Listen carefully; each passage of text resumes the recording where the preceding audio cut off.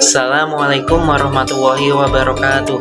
Perkenalkan dengan saya Ahmad Nazaruddin dari kelas 4 PGSD A7 dengan NIM 201330000593. Di video kali ini saya akan membahas mengenai salah satu model pembelajaran kooperatif, yaitu model pembelajaran tipe STAD atau yang kita kenal sebagai Student Team Assessment Division. Jadi di video kali ini saya akan mengambil beberapa poin. Yang pertama mengenai pengertian model pembelajaran STAD. Yang kedua mengenai karakteristik model pembelajaran Student Assessment Division. Yang ketiga kita akan membahas mengenai langkah-langkah proses pembelajaran Student Assessment Division. Yang keempat mengenai kelebihan serta kekurangan dan sintaks model pembelajaran dengan menggunakan metode STAD. Terkait dengan pengertian model pembelajaran kooperatif tipe STAD, di sini saya akan mengambil dari salah satu tokoh STAD, yaitu Robert Slavin. Menurutnya, STAD merupakan singkatan dari Student Team Assessment Division, yang berarti divisi prestasi tim siswa. Menurut Robert Slavin, gagasan utama model pembelajaran STAD ini adalah memacu siswa agar saling mendorong dan membantu satu sama lain untuk menguasai pembelajaran serta menyelesaikan persoalan. Selanjutnya, mengutip dari Rusman. Menurut Rusman, model pembelajaran STAD adalah model yang dalam pembelajarannya peserta didik atau siswa itu dibagi menjadi beberapa kelompok kecil yang beranggotakan 4-5 orang yang mempunyai keragaman dalam kemampuan, jenis kelamin, hingga sukunya. Jadi kesimpulannya, model pembelajaran STAD ini adalah salah satu model pembelajaran kooperatif yang tujuannya untuk memacu kerjasama siswa melalui belajar dalam kelompok yang anggotanya beragam, baik dari kemampuan akademik maupun latar belakang, dengan tujuan untuk mendorong dan membantu satu sama lain dalam suasana sosial yang beragam untuk menguasai keterampilan yang sedang dipelajari. Selanjutnya kita akan membahas mengenai karakteristik dari model pembelajaran Student Assessment Division. Jadi ada beberapa 4 karakter yang bisa kita ketahui. Yang pertama, siswa bekerja dalam kelompok secara kooperatif untuk menuntaskan materi belajarnya. Jadi model pembelajaran ini bersifat kelompok yang dipilih secara kooperatif. Yang kedua, kelompok dibentuk dari siswa yang memiliki kemampuan tinggi, sedang, hingga rendah. Jadi pemilihan kelompok itu dipilih oleh peserta guru atau pendidik itu dari kemampuan tinggi, sedang, dan rendah untuk menciptakan kelompok yang seimbang. Artinya peserta didik yang pandai tidak kita campurkan kepada peserta didik yang pandai maupun sebaliknya. Yang ketiga, dimungkinkan bagi model pembelajaran STAD ini berasal dari ras, budaya, suku, dan jenis kelamin yang berbeda. Yang keempat atau yang terakhir dari karakteristik model pembelajaran STAD adalah terkait dengan sistem penghargaan. Ini berorientasi pada kelompok daripada peserta didik individu. Selanjutnya kita akan membahas mengenai langkah-langkah proses pembelajaran Student Team Assessment Division.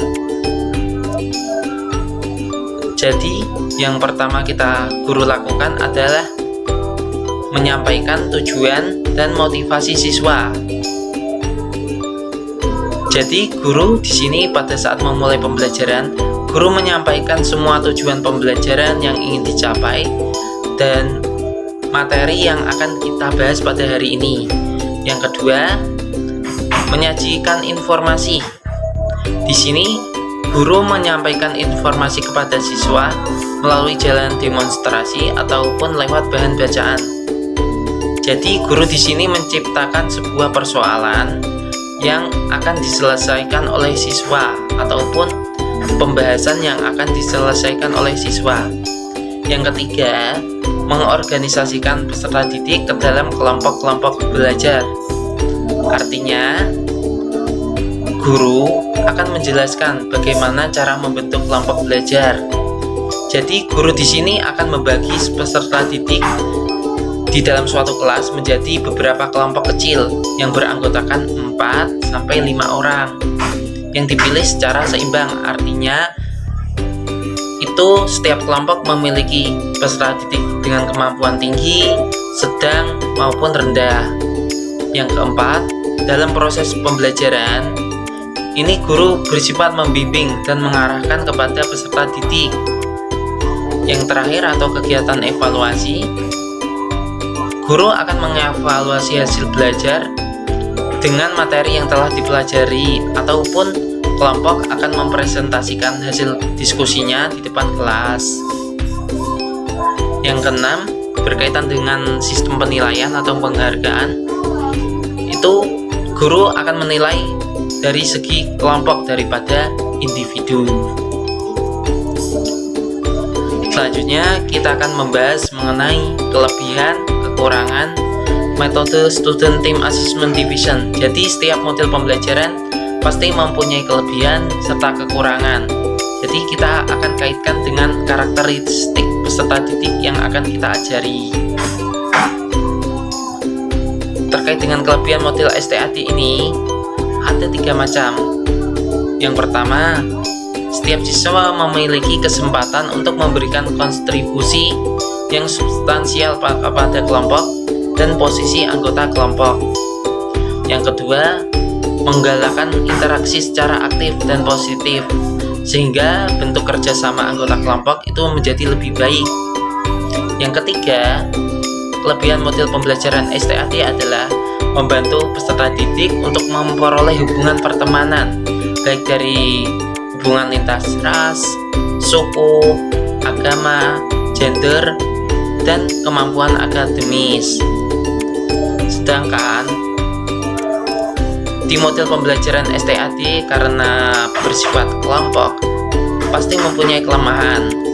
Jika kita lihat salah dengan karakternya model pembelajaran STAD yang bersifat kelompok, jika kita lihat dari sarana prasarana kelas, maka perlu waktu untuk mengatur tempat duduk sehingga menyita banyak waktu belajar. Artinya, guru akan mempersiapkan serta mengatur tempat duduk siswa sesuai dengan kelompok-kelompoknya. Yang kedua, terkait dengan jumlah siswa yang besar atau kelas gemuk, itu menyebabkan guru kurang maksimal dalam mendampingi serta mengamati kegiatan belajar, baik secara individu maupun kelompok. Yang ketiga, guru dituntut untuk bekerja cepat dalam menyelesaikan tugas-tugas yang berkaitan dengan proses pembelajaran. Di antaranya, misalnya setelah guru mengajar, ia akan mengkoreksi hasil belajar serta memberikan penilaian kepada peserta didik. Yang terakhir, kita akan membahas sintaks model pembelajaran STAD. Jadi, ada 6 langkah yang akan dilakukan untuk menggunakan model pembelajaran STAD. Yang pertama, guru akan menyampaikan tujuan dan memotivasi peserta didik. Yang kedua, guru akan menyajikan suatu persoalan melalui jalan demonstrasi ataupun lewat bahan bacaan. Yang ketiga, mengorganisasikan siswa ke dalam kelompok-kelompok belajar. Artinya, guru akan membagi kepada satu kelas itu beberapa kelompok kecil, entah itu 4 sampai 5 orang. Yang nomor 4, guru akan membimbing serta mengarahkan kelompok-kelompok tersebut dalam menyelesaikan tugas ataupun menyelesaikan persoalan. Yang kelima, evaluasi. Di sini guru akan mengevaluasi hasil pembelajaran, entah itu dari segi pemahaman maupun mempresentasikan hasil diskusinya. Yang terakhir adalah memberikan penilaian. Jadi penilaian dari model pembelajaran STAT ini itu lebih cenderung kepada penilaian kelompok daripada penilaian individu. Demikian presentasi dari saya. Saya mohon maaf apabila ada salah kata. Wassalamualaikum warahmatullahi wabarakatuh.